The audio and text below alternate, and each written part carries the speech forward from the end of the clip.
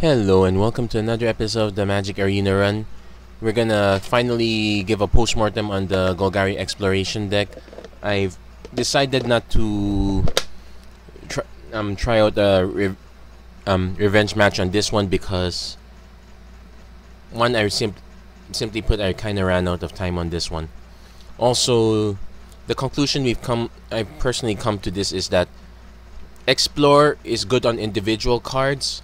Explore is good if it's something you can give to everything, but as an A plus B strategy, it is not so great. That said, given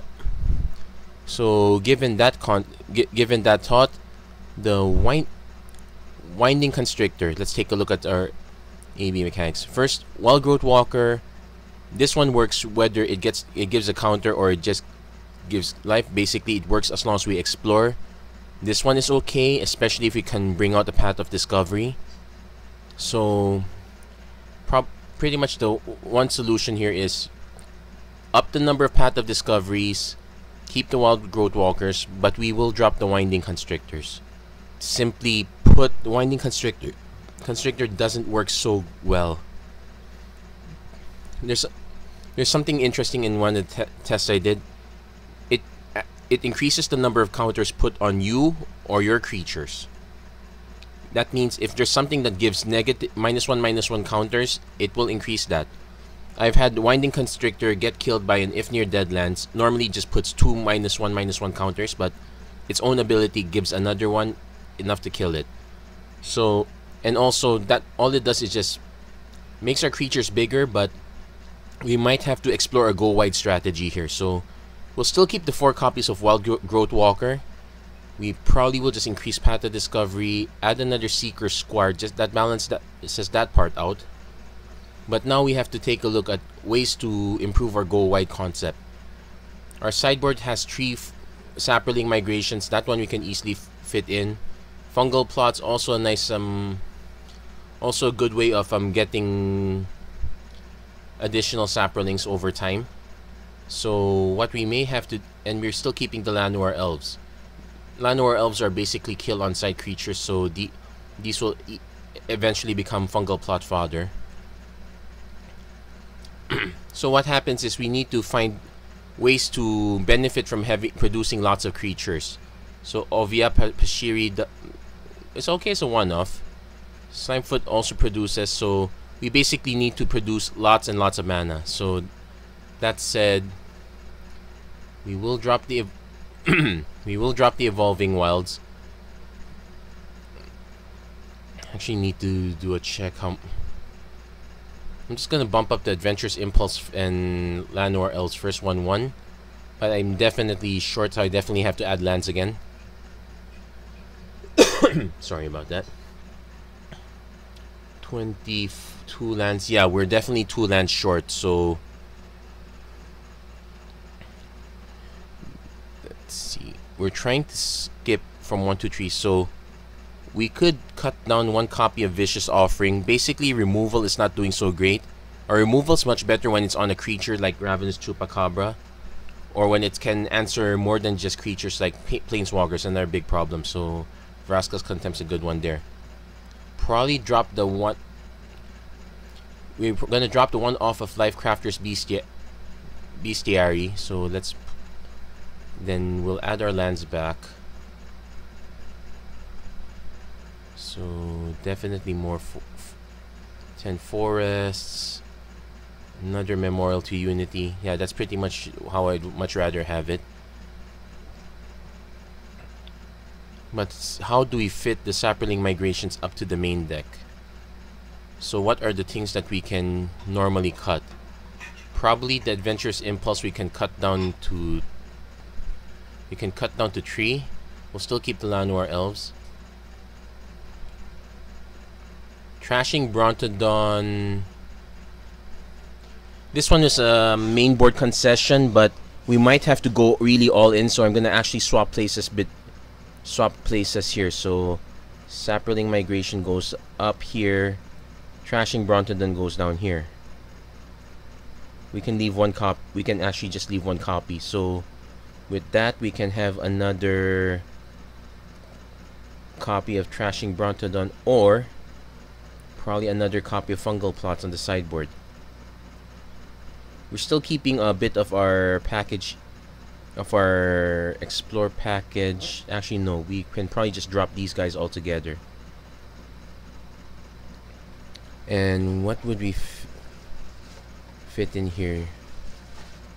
If you can afford another Vraska's Contempt, you definitely should get another one.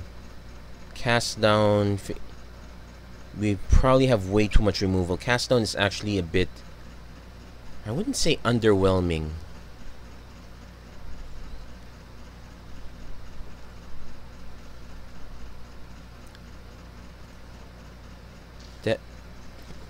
Oh yeah, speaking of sacrifice, Tor, let's see if we, yeah, one copy of Torgar Famine Incarnate.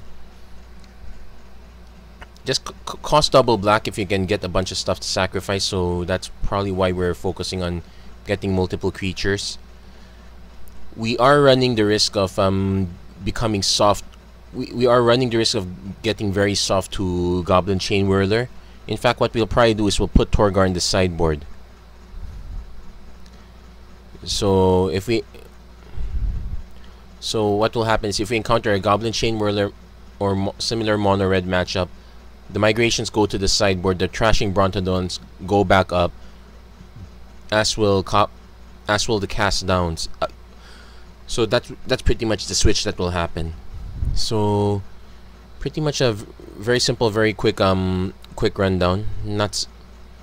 I'll admit it's not the best work I've done, but I probably would have much preferred to be working straight with green-red Saprolings to begin with. You get sacrifice in general. Okay, not really.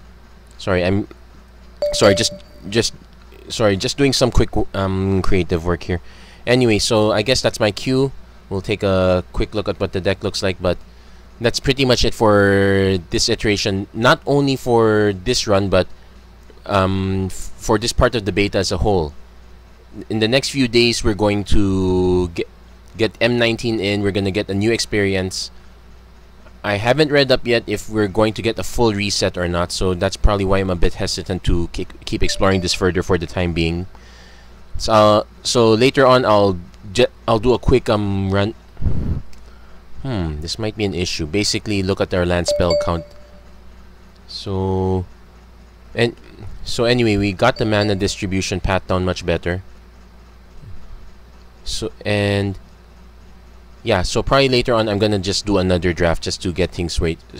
There's also a bunch of things that I need to sort out as well, like